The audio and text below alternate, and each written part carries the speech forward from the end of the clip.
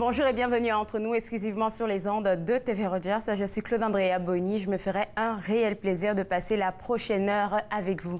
Aujourd'hui à l'émission, on va discuter de beaucoup de choses super intéressantes et constructives. On va parler avec notre coach de vie, Sylvie Lapointe, de comment dessiner son avenir. Je vais aussi m'entretenir avec Chantal Valran de l'organisme Jeunesse sans drogue. Vous savez que on est déjà pratiquement en été et pendant la période de l'été, on sait que les jeunes, ils touchent facilement au vapotage, ils touchent facilement à l'alcool. Donc, elle viendra répondre à quelques questions que certains parents se posent en ondes. Et tout de suite, pour commencer, j'ai avec moi l'auteur, compositeur, interprète Yao, que vous allez sûrement reconnaître. Yao, ça fait plus de 2 ans qu'on ne s'est pas parlé à l'émission.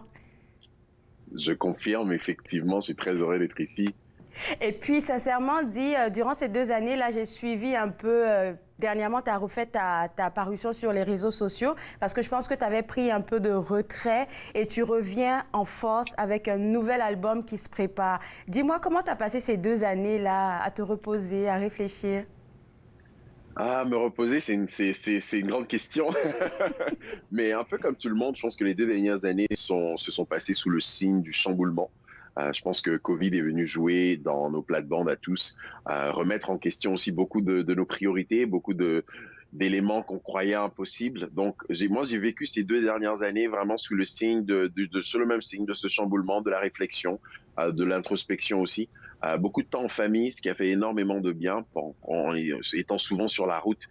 Donc, ça m'a permis de me ressourcer énormément aussi et de créer beaucoup, de créer ce nouvel album, Kitsungi, qui sera disponible à la fin de ce mois. Après la pause, on pourra parler de cet album-là. J'ai beaucoup de questions à te poser là-dessus. Mais avant ça, je me dis que pour être un artiste comme tu es en ce moment-là, c'est-à-dire un slammer, un très bon slammer, il faut aimer la poésie. Qu'est-ce que tu dis de ça? Je dis que c'est totalement vrai, mais je pense qu'il faut aimer la création déjà pour commencer, parce que souvent on a cette vision de la poésie un peu élitiste, voilà, avec un béret et une écharpe en dessous de la tour Eiffel. La poésie, c'est pas tout le temps ça en fait.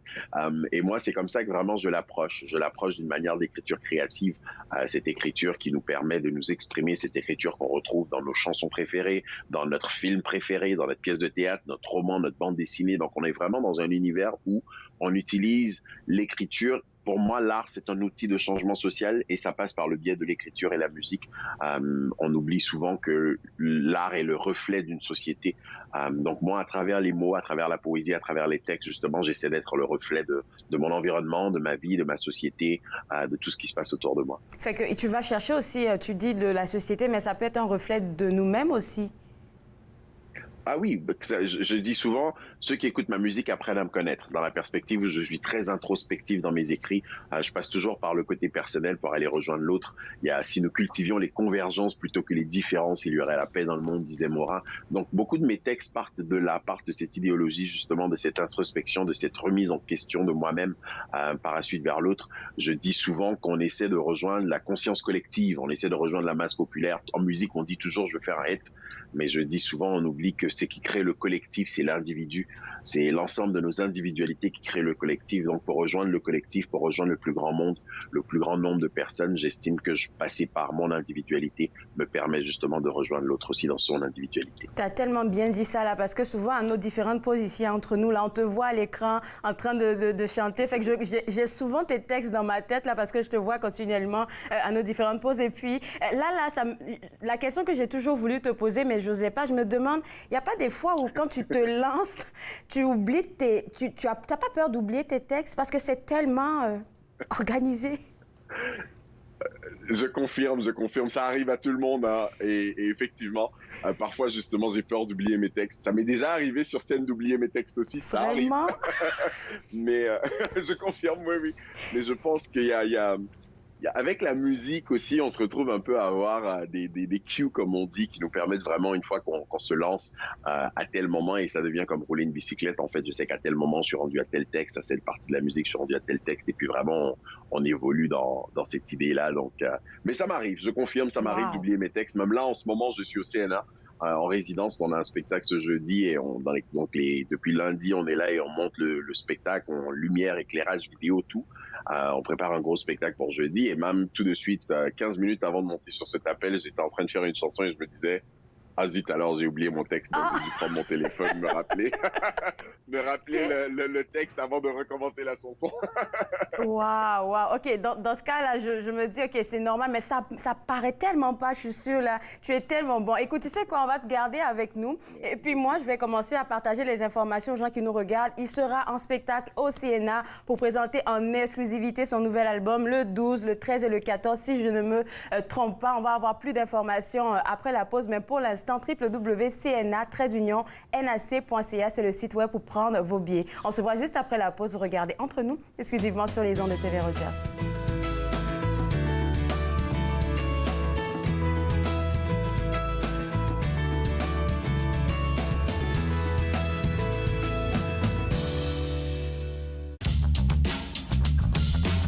Cette émission est présentée par Télé Élan. Vous êtes enfin aux commandes.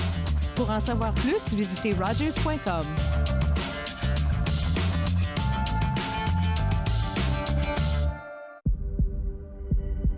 On peut souffrir, être blessé, être écorché, ralenti, désemparé, même paralysé. Mais rien ne peut nous abattre, car nous sommes bâtis sur des fondations solides, inébranlables comme notre mission. Combattons. Combattons ensemble.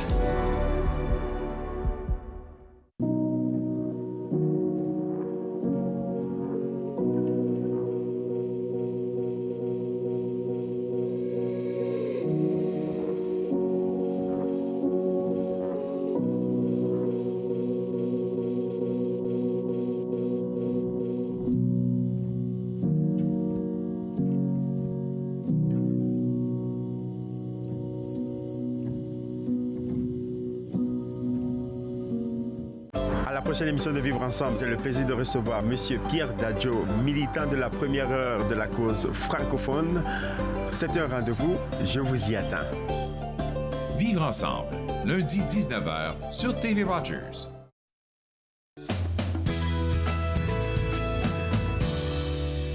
De retour à Entre nous, exclusivement sur les ondes de TV Rogers, en direct du CNA. On continue notre discussion avec l'auteur, compositeur, interprète Yao, qui se prépare pour un spectacle la fin de la semaine. Et puis Yao, on veut parler de ton nouvel album. Et certaines personnes te qualifient comme quelqu'un qui a une audace artistique.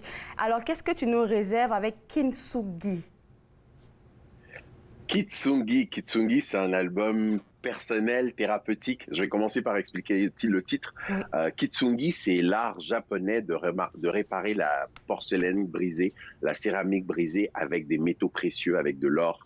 On a tous déjà vu ces beaux vases ou ces belles assiettes avec des fissures en or. Eh bien, ça, c'est le Kitsungi. C'est une idéologie qui me plaît énormément dans la perspective où un objet brisé qui est réparé tout à coup prend de la valeur. Oui. Tout à coup, les fissures sont belles. Les fissures sont ce qu'on regarde et ça donne de la valeur à cet objet-là. Donc, le fait je suis parti vraiment sur la prémisse qui dit que toute adversité nous rend plus forts et je me suis dit c'est faux.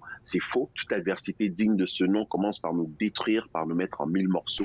Et la seule véracité du processus, c'est ça. Et la seule véracité du processus, c'est qu'on a le choix, une fois que nous sommes brisés, on a le choix soit de rester en 1000 morceaux ou de se reconstruire et d'accepter que même dans cette reconstruction, il se peut que ça fasse une meilleure version de nous ou une pire version de nous. Donc je pars vraiment sur cette idéologie-là et je fais un kitsungi de l'homme. Donc je me répare à travers cet album-là, une chanson à la fois, une brisure à la fois, essayer de trouver la beauté dans le chaos, dans tout ce qui est éphémère, dans les difficultés de la vie. Donc c'est un album qui explore les thèmes de la résilience, de la peine et de l'espoir. Mais ce que je trouve intéressant dans mon approche, c'est que je ne parle pas de peine, de résilience ou d'espoir. Je veux que les gens le ressentent. Donc chaque chanson est un état d'âme essentiellement. Donc si je me suis levé un matin et que j'avais cette euphorie qui tout à coup je me sentais bien et je me disais tout va bien aller, eh bien j'ai une chanson sur l'album qui s'appelle Euphorie. Et si je me suis retrouvé dans des moments où j'avais envie d'exploser, mais je me devais de maintenir mon sang-froid, eh bien j'ai écrit une chanson qui s'intitule Sang-froid. Donc on est vraiment dans des états d'âme sur cet album-là. Chacune des chansons, un mélange de soul, de funk, de slam, avec beaucoup de sonorités afro aussi. Je retourne vraiment puiser dans mes sources pour inspirer cet album-là. Donc c'est un album en tout cas très complet dans la perspective, très conceptuel aussi dans l'approche et le spectacle aussi, pour qu'on passe énormément de temps à préparer le spectacle parce qu'on est aussi dans le côté conceptuel de l'album. Mais c'est un album qui se veut vraiment kitsungi, comme on dit, kitsungi de l'homme, trouver la beauté dans le chaos, une chanson à la fois. Donc beaucoup de vulnérabilité dans cet album, vulnérabilité venant de toi. Énormément de vulnérabilité. Je pense que les gens qui vont venir au spectacle jeudi aussi vont vivre énormément de moments de vulnérabilité. Le spectacle est monté comme ça. J'estime que je suis en sync avec la salle. Les gens respirent quand je respire. Les gens pleurent quand je pleure. On est vraiment dans cette idée de créer un moment intime avec le public. Et ça, je trouve que ça va être intéressant avec la théâtralité et la scénographie qu'on a ramené aussi dedans. OK, j'espère ne pas pleurer là parce que j'ai été invitée à ce spectacle. Là, j'y serai le jeudi, donc j'espère juste ne pas pleurer. Je peux pas te garantir ça. Mais ce sera des pleurs de joie. Là, parfait. OK, parfait. Alors, dis-moi un peu ce spectacle au CNA, comment ça s'est constitué? Parce que de ce que j'ai entendu dire, tu seras avec l'orchestre du CNA. Oui, en fait, j'ai fait une tournée avec l'orchestre du CNA. Okay. Là, ce spectacle-là, ce jeudi, je suis avec mes musiciens. Donc, on est 5 sur scène, batterie, clavier, guitare, basse. Les musiciens avec qui je joue depuis 8 ans maintenant. Donc, on est vraiment avec mon équipe centrale pour ce spectacle très intime-là. Donc, on est là le 12 mai au Centre national des arts pour ce jeudi à 20h pour ce spectacle Kitsungi. Et mes musiciens ont hâte aussi parce qu'on a eu la chance de partir. On a fait une résidence en novembre. On a fait 6 jours de résidence en novembre entre le CNA et la Nouvelle-Scène. On est parti en tournée en Europe tout le mois de mars, la Suisse, la Belgique. 2 semaines en mars, la Suisse, la Belgique et la France. Les retours ont été super. Donc là, c'est le premier spectacle officiel au Canada de ce projet Kitsungi. Donc j'ai très hâte et je débute à Ottawa avec tous mes musiciens, avec ma ville, ma ville Ottawa, comme on dit.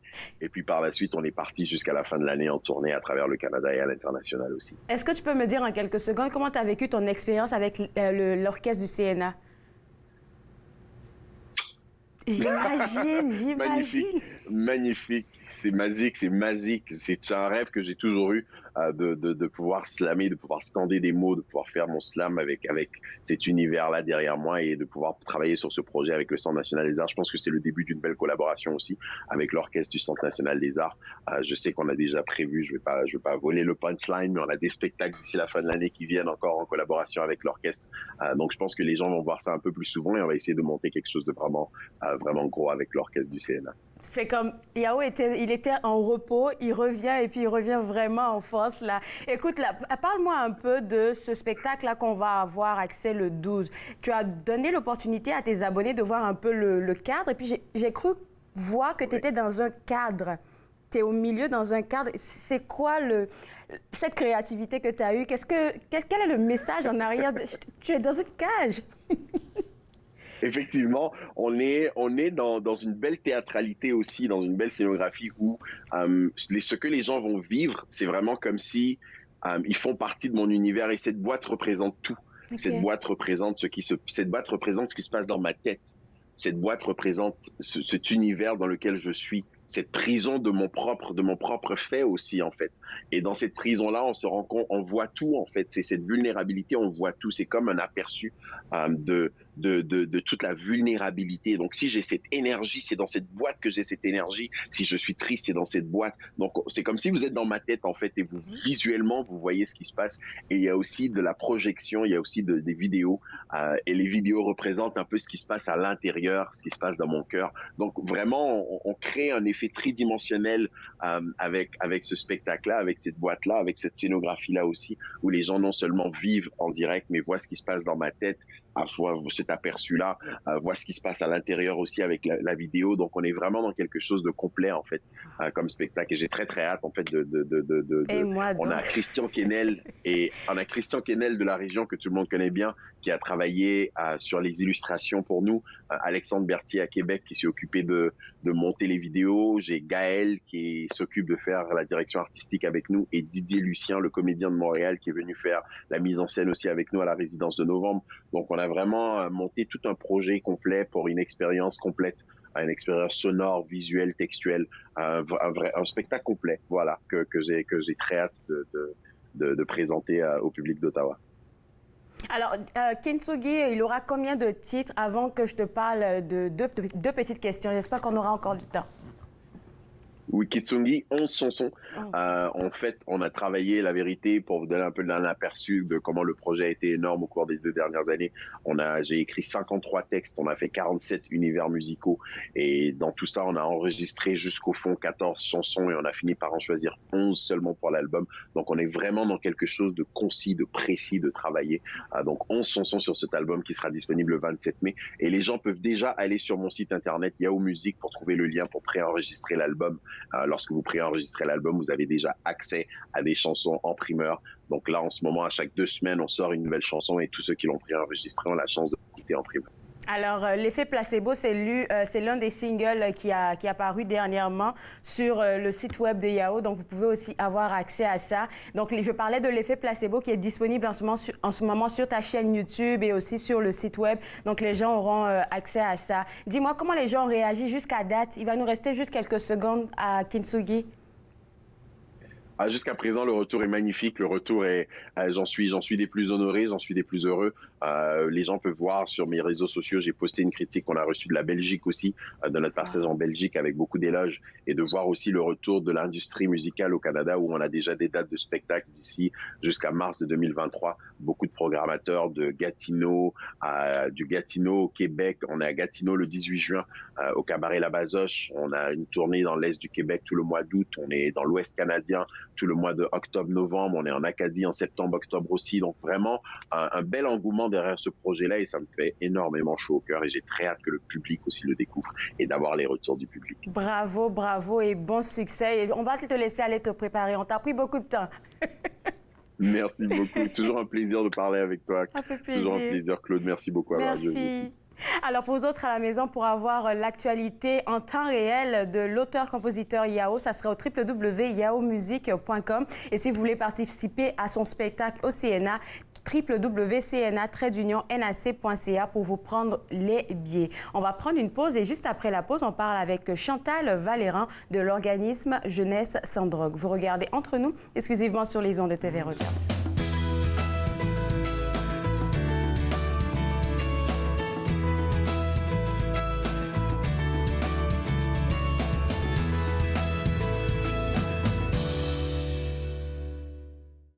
Tell them to stop lie. Mag way with your susu anytime. Tired of deception, no. Wax got Montons tous avec aplomb, les raisons seuls passés. Marchons tous à pas de plomb, des raisons tous aux aguets. Montons tous avec aplomb la vérité à 2 visages. Le père et le pervers, l'enfant, le cœur et les visages. Nous montons tous, l'hypocrisie est naturelle. Plus forte à mon avis que la sélection naturelle. Nous montons tous avec aplomb, gardant la forme mais pas de fond. La vérité soit elle est qui tout soit en bas, c'est ce qu'on apprend. They want it so bad. They want the truth that me getting on me would have glad. They want it so bad. It's your world, man. They want it so bad. They want the truth that me getting on me would have glad. They want it so bad. It's your world, man. Nous montons tous, cogite en noir, prends des gants blancs. La perspective, je la respecte, je pense en noir, tu penses en blanc. Pourquoi c'est bien ou mal d'être à la droite ou à la gauche? Pourquoi on dit de l'homme qui est maladroit d'avoir la bouche? Nous mentons tous, ne me pose jamais la question. Qui ment ou ne ment pas, exprime seulement ta dissension. Je me délecte face à face en ta conscience et l'intuition. Face à toi, je suis menteur, mais je suis comme toi, c'est l'allusion. Me want it so bad. Tell me want the truth that me getting on me would have glad. Me want it so bad. It's your world, man. Me want it so bad. Me want the truth that me getting on me would have glad. Me want it so bad. It's your world, man. La vérité. De retour à Entre nous exclusivement sur les ondes de TV Rogers, on parle maintenant avec Chantal Valéran de l'organisme Jeunesse sans drogue. Et aujourd'hui, pour notre chronique, Chantal, tu as décidé d'aller avec des cas pratiques, des questions que des parents peuvent se poser. Et avant de plonger dedans, j'aimerais ça partager une anecdote personnelle. Il y a 2 semaines, je rentrais du travail et j'ai vu des jeunes de 14, 15 ans qui étaient dans...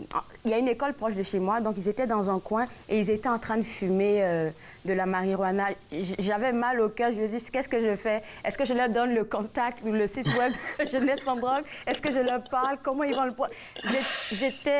Et je pense que les gens vont le voir beaucoup durant l'été. Donc, quelle serait notre réaction en tant qu'adulte quand on voit ce genre de choses-là? Bien, je pense que dans un contexte où il n'y a pas de relation d'établie avec les jeunes, d'intervenir, je ne sais pas jusqu'à quel point d'intervenir directement, ça va. Donc, je veux te déculpabiliser.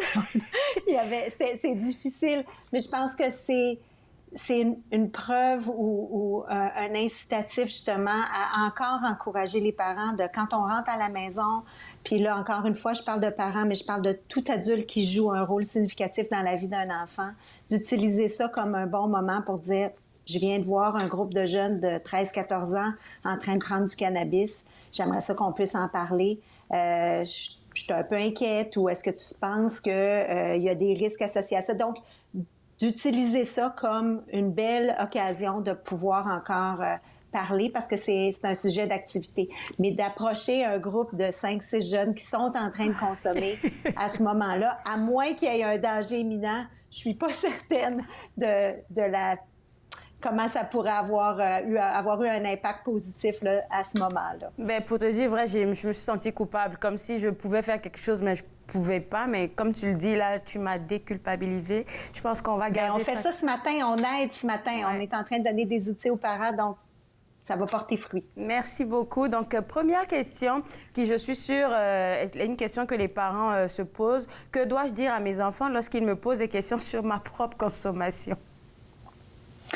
Bien, tout dépendant de son niveau de confort, pouvoir en parler. Une des premières, souvent, un truc, c'est de répondre avec une question et de lui demander pourquoi c'est important pour toi de le savoir. Puis ça pourrait nous donner aussi des indices sur pourquoi ils se posent des questions par rapport à ma consommation. Est-ce que, ils sont inquiets de ma consommation actuelle ou est-ce que ça les amène à se poser des questions sur à quel âge est-ce que tu as commencé, moi, à quel âge que ce serait normal que je commence, que ça puisse un peu mettre la table, dresser la table pour savoir quel genre d'inquiétude les enfants ont. Donc, aller chercher un petit peu plus loin le pourquoi que cette question-là arrive, mais au-delà de ça, on encourage toujours, nous, des dialogues ouverts, être authentique, être honnête. Donc, si en tant que parent, on n'est pas prêt encore à en parler, de dire « Écoute, ça me bouscule un peu cette question-là, laisse-moi y penser, puis je vais te revenir, puis qu'on puisse aller chercher les outils pour savoir comment en parler. » Ou si on est à l'aise de dire « Écoute, moi, j'ai commencé à consommer ou j'ai expérimenté avec l'alcool à, je ne sais pas, 14, 15, 16 ans. Voici ce qui m'est arrivé. Voici les risques que j'ai encourus. Voici si j'avais à refaire l'expérience, comment je le ferais peut-être différemment. » Donc, pouvoir peut-être amener la discussion à dire, bien, voici moi ce que j'ai fait, voici moi ce que j'ai appris maintenant avec le recul et l'âge adulte, et voici comment je pourrais partager l'expérience avec toi pour qu'on puisse apprendre ensemble, puis que tu puisses apprendre de peut-être des erreurs que j'ai faites plus tôt. Donc, ça demande beaucoup de vulnérabilité et puis de l'authenticité aussi de la part des parents parce que souvent, on se dit, on est le parent, on doit montrer l'exemple, alors qu'à la base, ils ont souvent des problèmes aussi pas de dépendance, mais de consommation. Exactement, mais montrer l'exemple, c'est montrer aussi qu'on peut être vulnérable, c'est montrer qu'on n'a pas toutes les bonnes réponses toujours, puis c'est de permettre à son adolescent de faire des erreurs aussi. Parce que si, en tant que parent, on est toujours parfait, on a toujours la bonne réponse, on sait toujours tout. On ne donne pas la place et la chance à l'enfant de faire ses propres expériences, d'apprendre de ses erreurs, ce qui est la fonction humaine, on en fait encore. En tant qu'adulte, on apprend encore, puis on apprend de nos erreurs. Donc, c'est une autre façon aussi de montrer l'exemple à nos jeunes, de se montrer vulnérable, de se montrer pas infaillible, justement. Tellement bien dit. Là, on va y aller avec la deuxième question qui était l'une des thématiques, je pense, il y a 2 mois, le vapotage. Donc, pourquoi est-il devenu si populaire auprès des jeunes, selon toi? Il y a plusieurs raisons. Il y a l'accessibilité, mais il y a le fait aussi qu'il y a différentes saveurs. C'est un autre outil. Ça a l'air beaucoup plus moderne que la cigarette. C'est une autre façon de consommer de la nicotine. Donc, la cigarette peut avoir l'air un petit peu plus vieux jeu. passé, mais là, c'est plus technique. Il y a différentes façons, il y a différents dispositifs avec lesquels on peut l'utiliser. Donc, c'est ça, les différentes saveurs, le dispositif. Il y a des défis sur Internet aussi, c'est d'une tristesse absolue. Des défis? Les jeunes, oui, des défis pour faire différentes formes de fumée quand on fume, le montant de fumée qui nous sort du nez.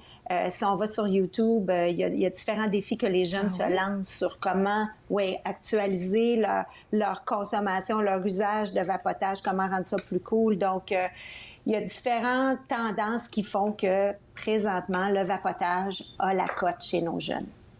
C'est dommage. Et comment un parent pourrait... C'est comme les jeunes avec leurs différents défis, là, sincèrement. Alors, comment un parent pourrait... Par exemple, je découvre que mon jeune vapote, je trouve ça dans ses affaires. Je ne savais pas qu'il faisait ça. Comment je réagis? Oui. Bien, justement, de pouvoir en parler, de savoir où en est rendue cette consommation-là, ça fait depuis combien de temps?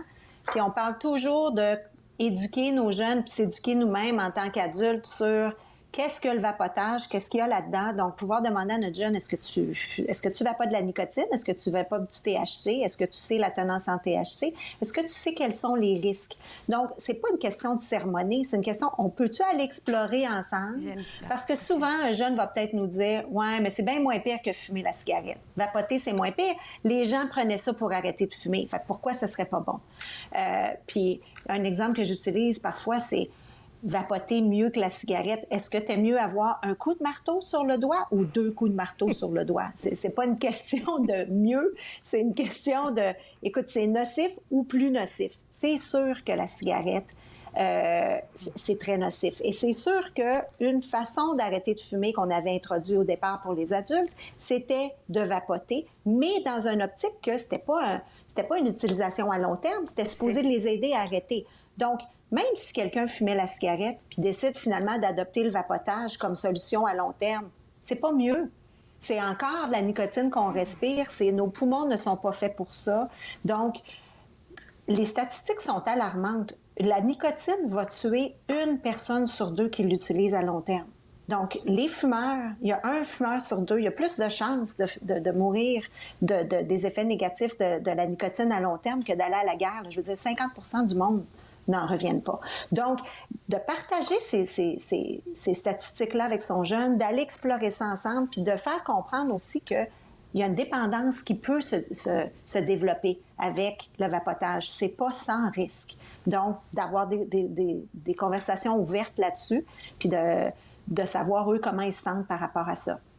Je pense que c'est important. C'est ça, vapoter peut définitivement conduire à une dépendance là. Écoute, Chantal, on va te garder avec nous, on va aller à la pause. Et juste après la pause, surtout pour vous parents, là, vous savez que l'été s'en vient, il y aura des parties un peu partout. Comment protéger vos enfants par rapport au cannabis et autres? Là, on en parle juste après. Vous regardez Entre nous, exclusivement sur les ondes de TV Rogers.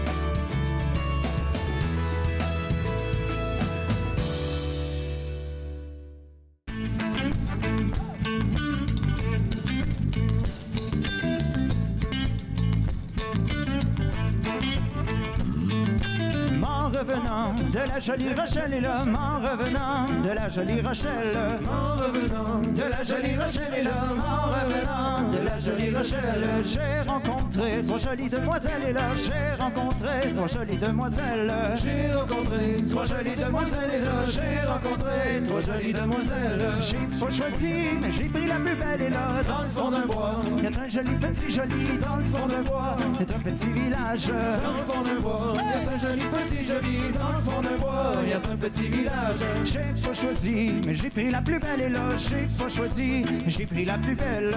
J'ai pas choisi, mais j'ai pris la plus belle et là. J'ai pas choisi, mais j'ai pris la plus belle. Je l'ai montée derrière mon sumacelle et là. Dans le fond d'un bois, il y a un joli petit joli. Dans le fond d'un bois, il y a un petit village. Dans le fond d'un bois, il y a un joli petit joli. Dans le fond d'un bois, y a un petit village. Je la fis monter derrière moi sur ma selle et là j'y fis son lieu, sans parler avec elle. Au bout de son lieu, elle me demande si t'as boire. Je l'ai menée auprès d'une fontaine. Je la fis monter derrière moi sur ma selle et là j'y fis son lieu, sans parler avec elle. Au bout de son lieu, elle me demande si t'as boire. Je l'ai menée auprès d'une fontaine. Dans le fond d'un bois, y a tout joli petit joli. De retour entre nous exclusivement sur les ondes de TV Rogers. Comment parler cannabis, alcool, vapotage avec vos jeunes? Vous ne le savez pas, moi non plus. Heureusement qu'on a Chantal Vallerand avec nous de l'organisme Jeunesse sans drogue. Je suis un peu troublée là. J'essayais de trouver durant la pause sur YouTube comme les différents défis de vapotage. Comme, OK. Puis là, comme je le disais avant la pause, il y a l'été qui est à nos portes. Il y aura des parties un peu partout. Imaginons qu'un parent veut laisser son enfant aller à un party et puis il se pose la question de savoir est-ce qu'il y aura de la marijuana ou du cannabis ou bien même de l'alcool là-bas. Comment je peux préparer mon jeune à cet environnement-là? Moi, je dirais, reste avec moi à la maison, je vais te faire quelque chose. Exactement. Je pense qu'il y a beaucoup de parents qui sont enclins à dire on va aller prendre de la crème glacée, reste à la maison. Tout dépendant de l'âge de l'enfant, je pense que, bien justement, je pense qu'un enfant qui a 11 ans, dans un contexte où il s'en va à une fête puis qu'on connaît personne, je pense qu'il y a des questions à poser. De toute façon, il y a des questions à poser, moi, je pense, peu importe l'âge de notre enfant, à savoir comment tu vas te rendre, comment tu vas revenir, qui va être là, est-ce que tu sais s'il va y avoir des parents présents.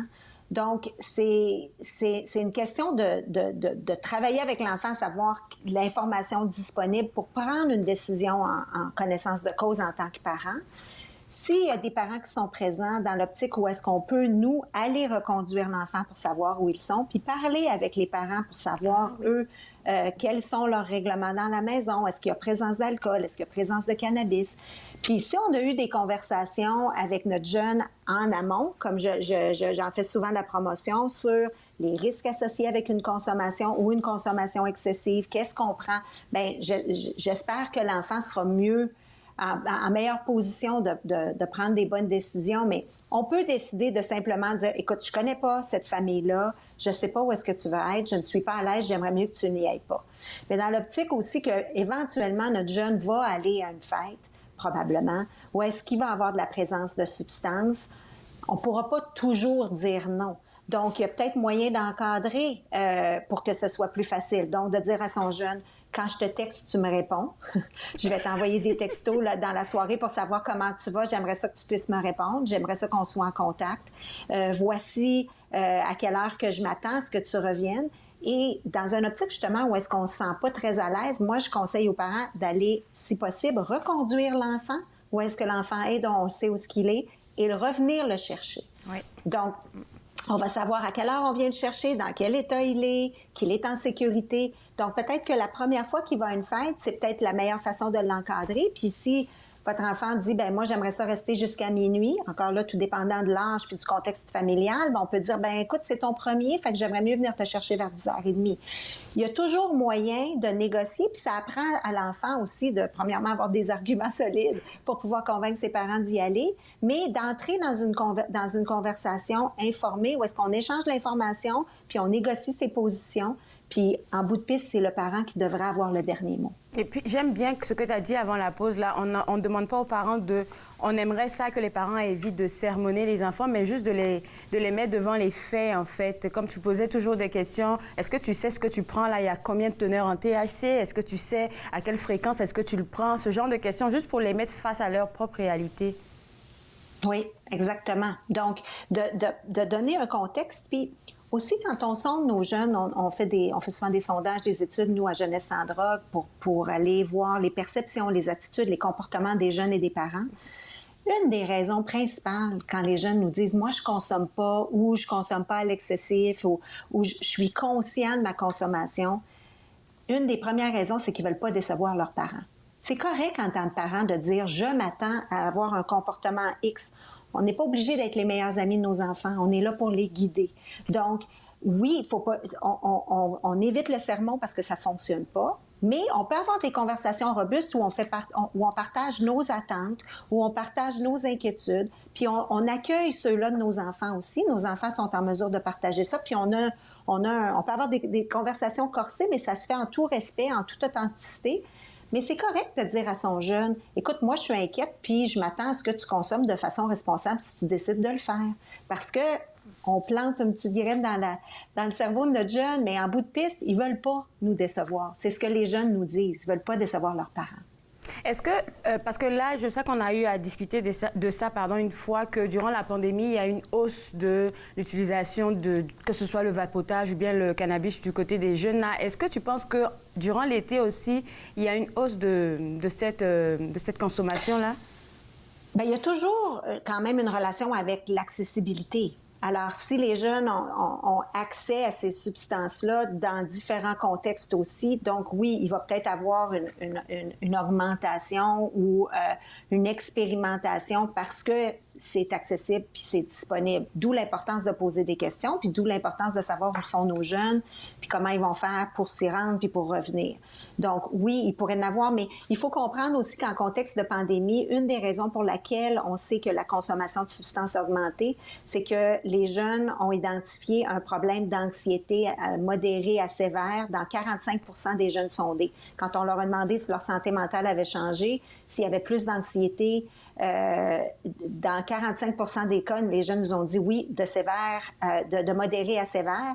Et dans 40% de ces cas-là, quand les jeunes ont identifié un problème de santé mentale, ils se sont tournés vers soit le cannabis ou l'alcool pour gérer ça. D'où encore l'importance de parler. Là, on parle d'un contexte de fête. Les jeunes vont être dehors, vont expérimenter ensemble. C'est dans un esprit plus festif. Mais il faut aussi s'inquiéter du jeune qui s'isole et qui peut le faire de façon solitaire aussi par rapport à des troubles anxieux. Puis là, c'est le mécanisme qu'ils ont trouvé pour le gérer. Ça amène une autre source d'inquiétude aussi. Puis c'est un facteur de risque que les parents devraient être attentifs. Merci beaucoup, Chantal. Là, j'aurais continué toute l'émission avec toi. Il y a tellement de belles informations. Mais on va inviter les parents à aller sur le site web parce que je sais qu'il y a plein de ressources gratuites pour eux là-bas. Merci encore et puis on se voit une prochaine fois. Merci. Alors, pour vous autres à la maison, surtout aux parents, www.jeunesse-sans-drogue-canada.org, c'est le site web à visiter pour avoir les bons outils pour entrer en communication sur ces sujets un peu sensibles avec vos jeunes. On va prendre une pause et juste après, on va vous aider à dessiner votre avenir. Vous regardez Entre nous, exclusivement sur les ondes de TV Rogers.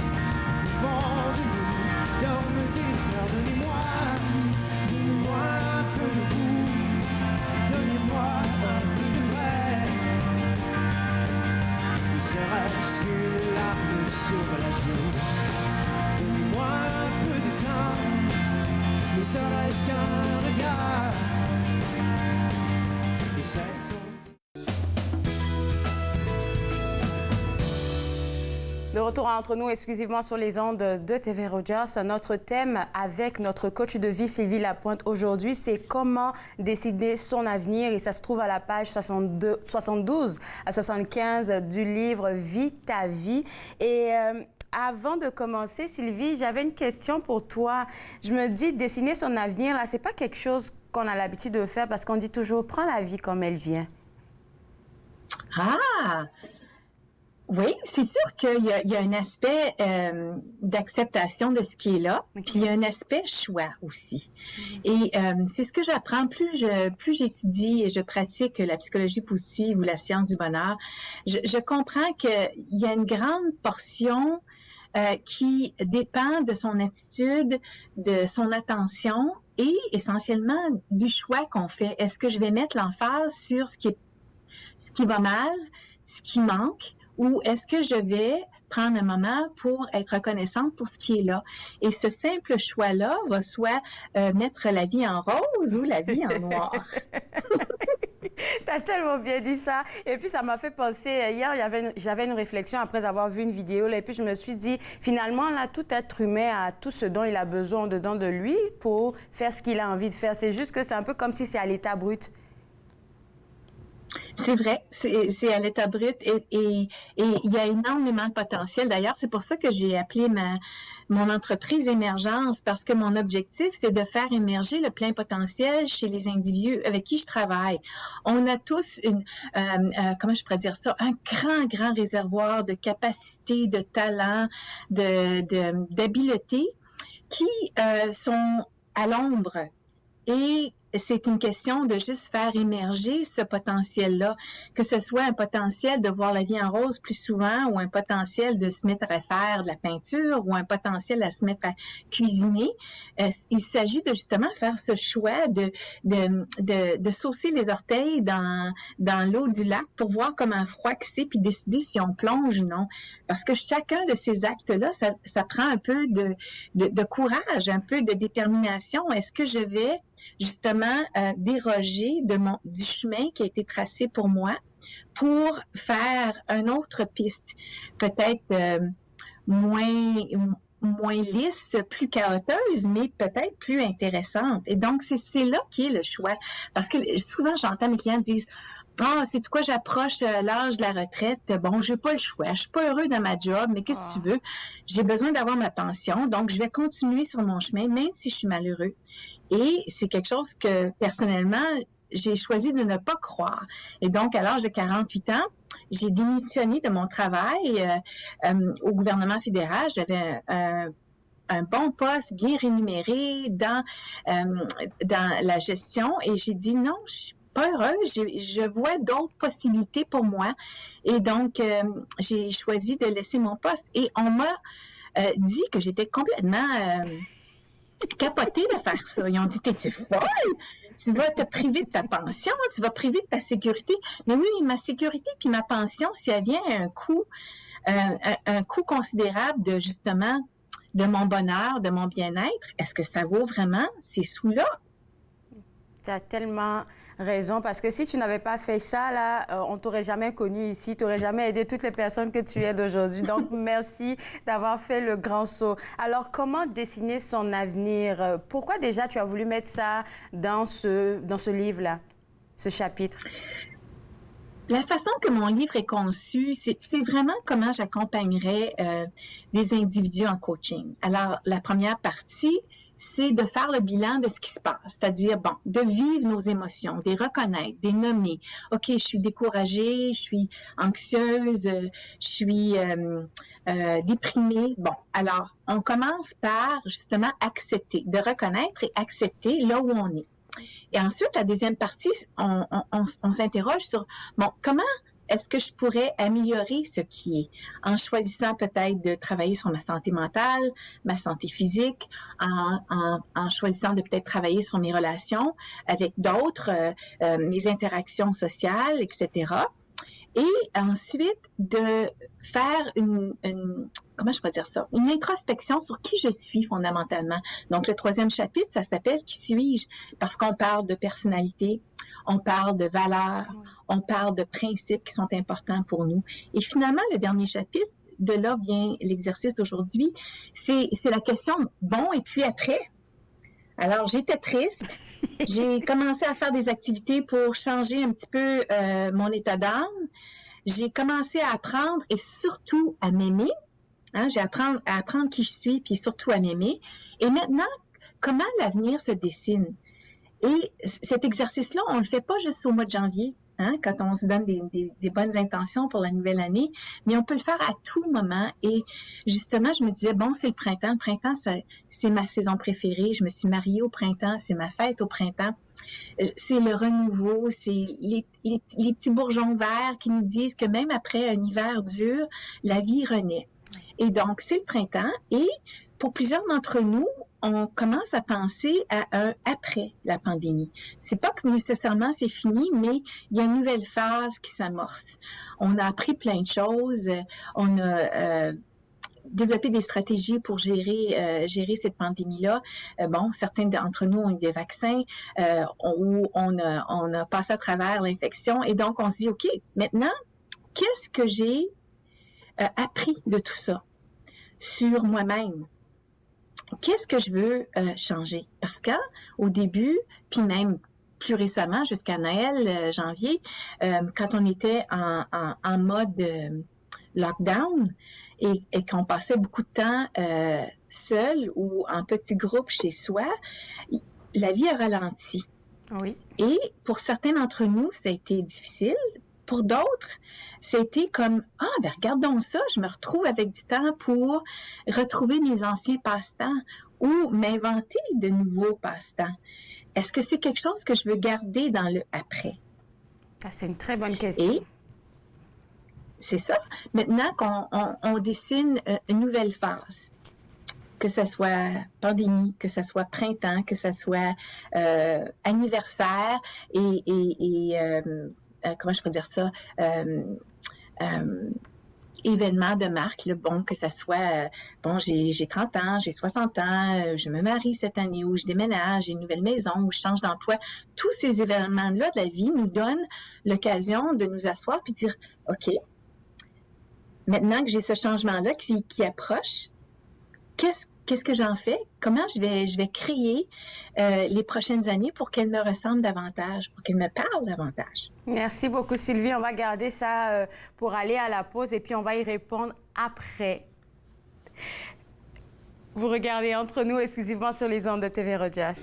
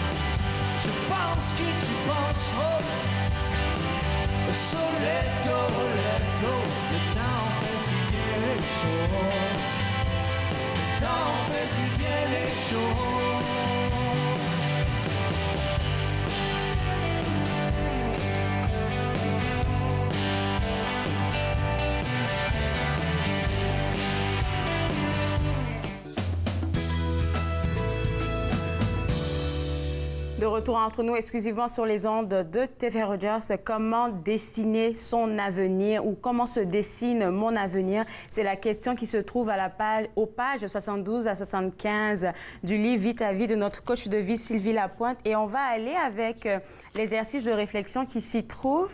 La première question que tu aimerais que les gens se posent, c'est qu'est-ce qui est en transformation?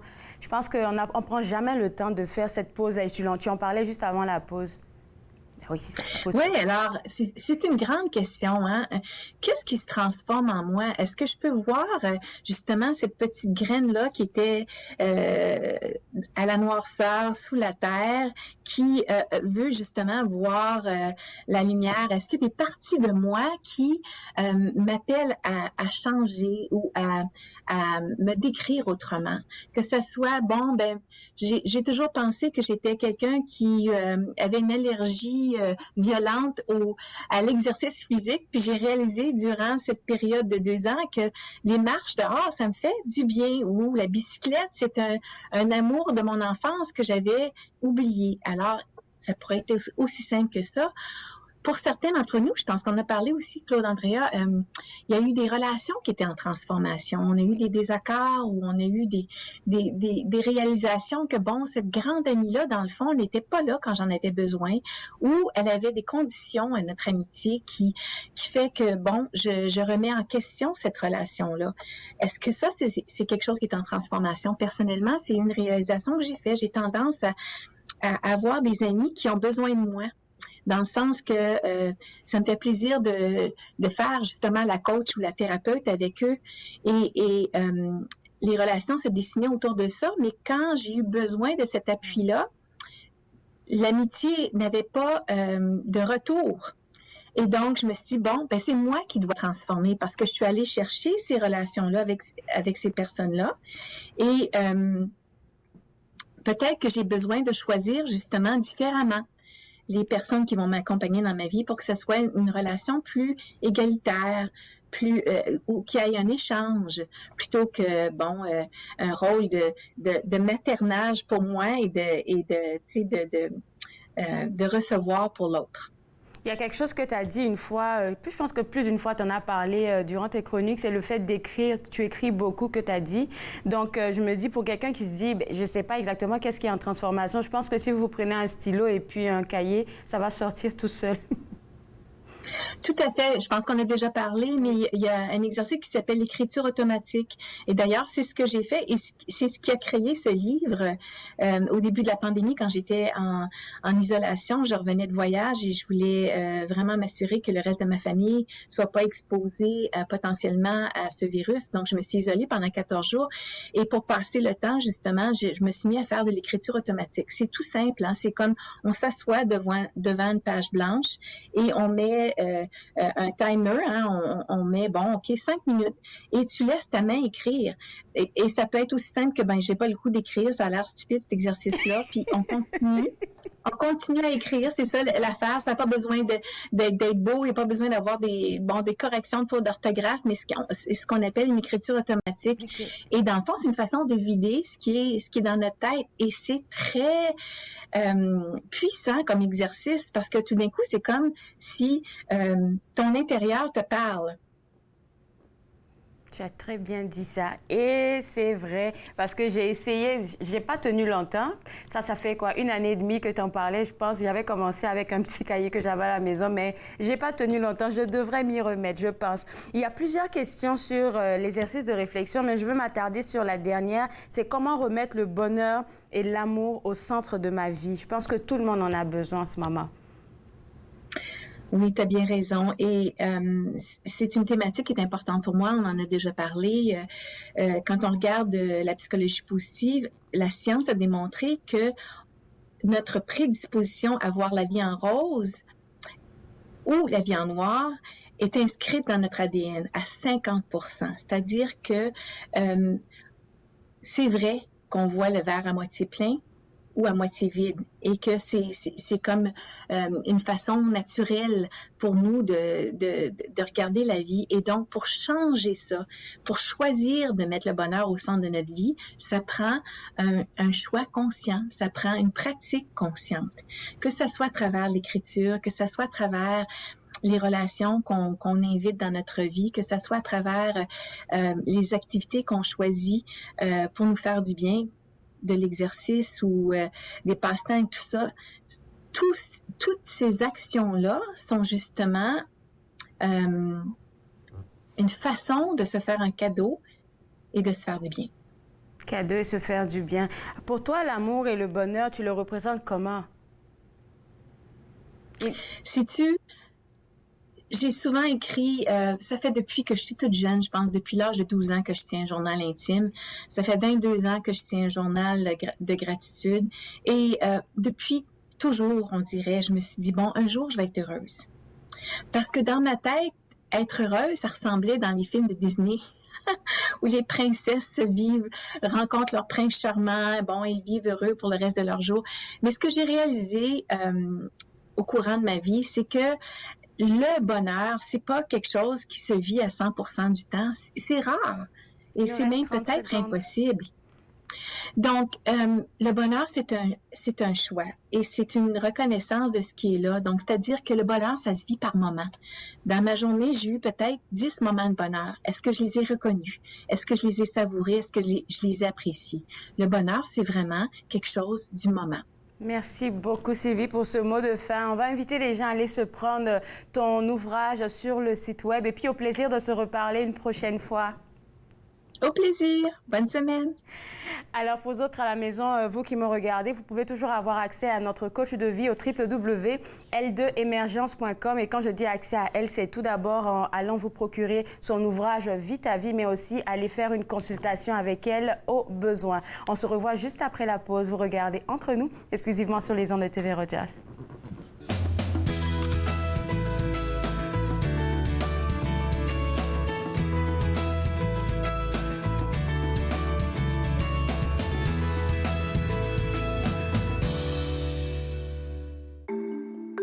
Mettons que ma jeunesse n'était pas sans drogue. Je dis quoi, mon ado? J'aimerais qu'il vive sa jeunesse sans avoir peur de me parler de drogue. C'est possible? Choisir de vivre sa jeunesse sans aucune drogue, est-ce que c'est utopique? Des questions au sujet des jeunes et de la drogue. Jeunesse sans drogue, Canada. Je vais mettre des arbres qui est un jaune. Le Peintre des 4 saisons, mercredi 19h30 sur TV Rogers.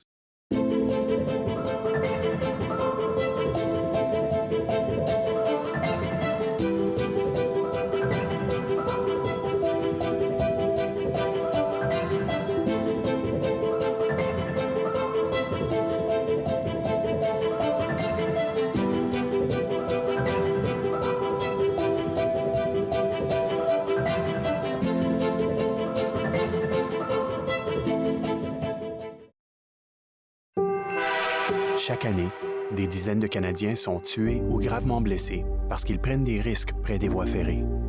Parlez de la sécurité ferroviaire à vos proches. Visitez le finilesvoiestragiques.ca.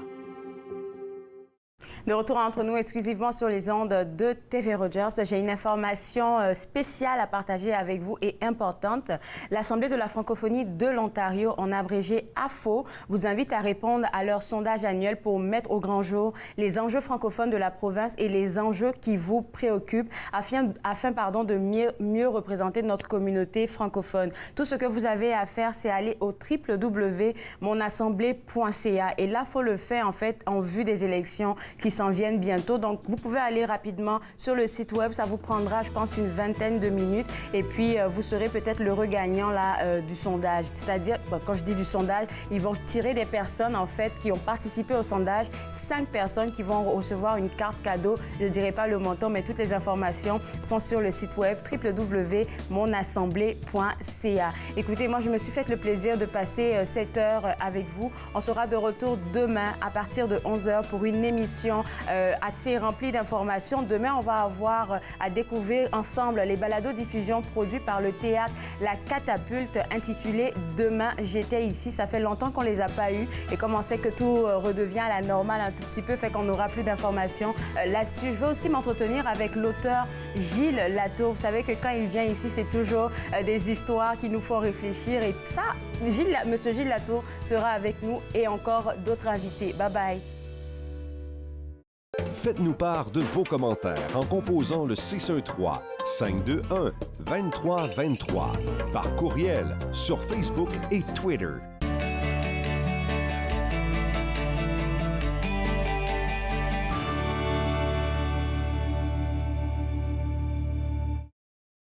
Appel aux étudiants.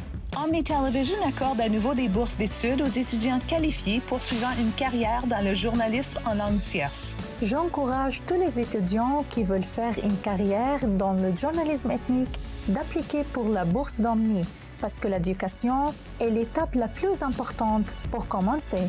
Omni propose des émissions d'actualité produites localement et des bulletins d'information nationaux quotidiens diffusés en 6 langues. Détails sur le web. À la prochaine émission Promenade dans le temps, je vous invite à découvrir que l'ancienne prison de l'Orignal, la plus ancienne prison de l'Ontario, ainsi que Caledonia Springs, la ville fantôme qui était autrefois la plus importante station thermale du Canada. Une émission à ne pas manquer. Promenade dans le temps, mardi 19h30 sur TV Rogers.